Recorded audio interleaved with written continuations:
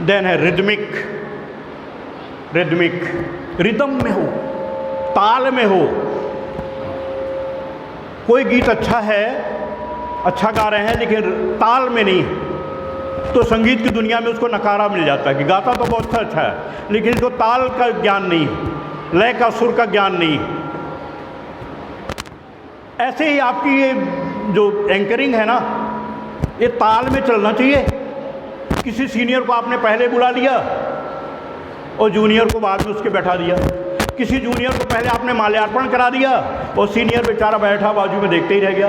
Ego hurt होता है, ego कि हमसे पहले उसको कि मैं आ जाता है, ये नहीं आना चाहिए। आपने कार्यक्रम किसके लिए किया है?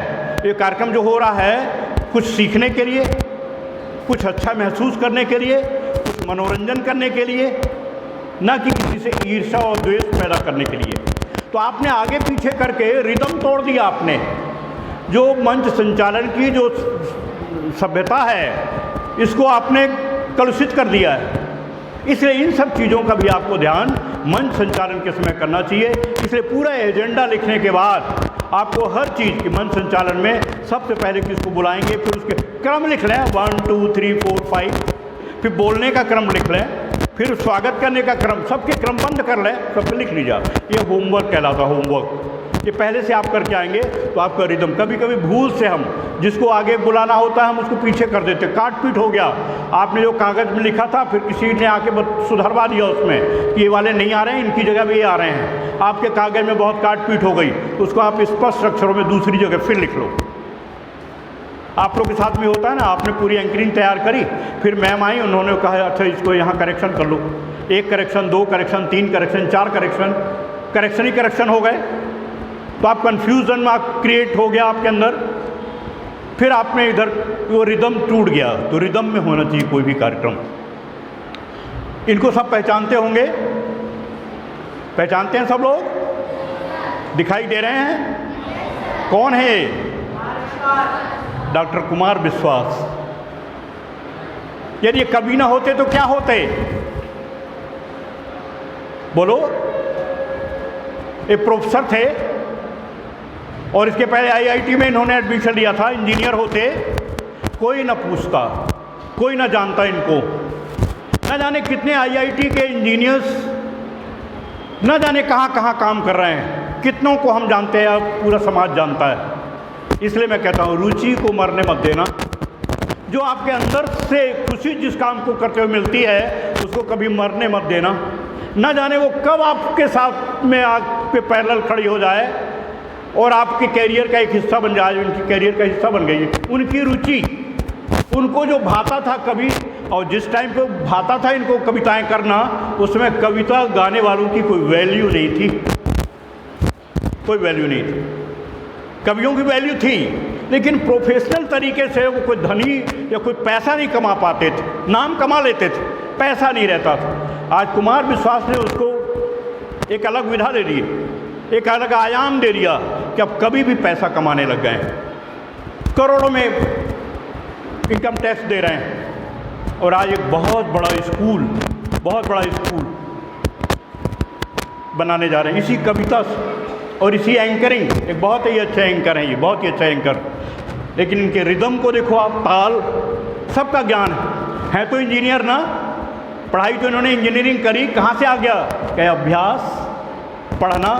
आज भी अभी जैसे राम की कथाएं कहते हैं, कृष्ण की कथाएं कहते हैं, तो बिना पढ़े कर लिया होगा क्या?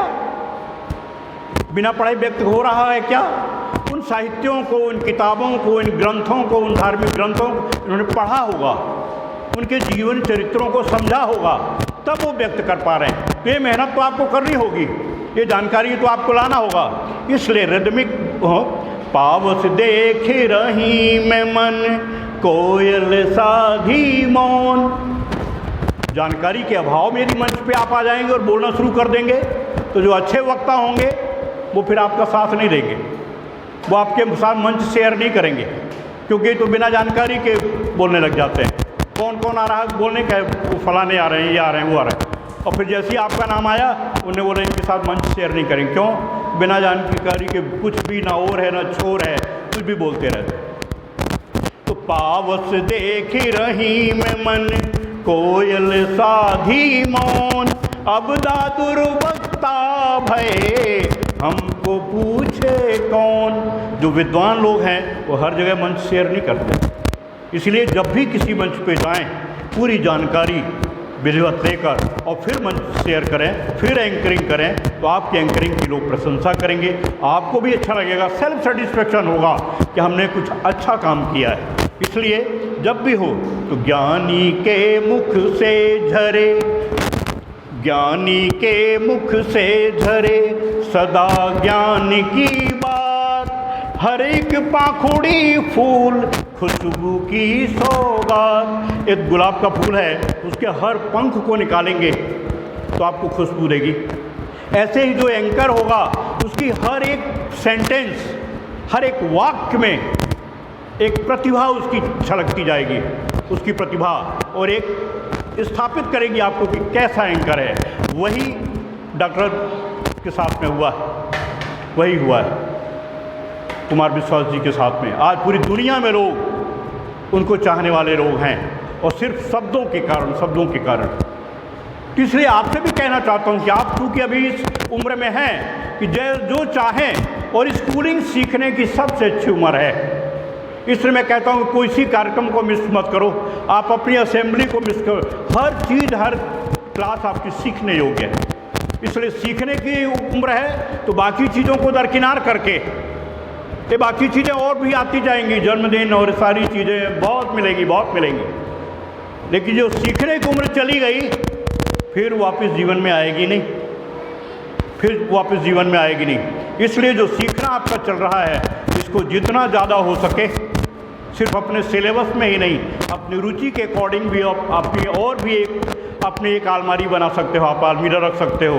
उसमें अपनी रुचि से संबंधित साहित्य, उसमें रुचि से संबंधित सारी चीज़ें आप इकट्ठा करें। जब भी जीवन में इस तरह के अवसर आएँ, उनका सदुपयोग आप करके आगे बढ़ जाएं।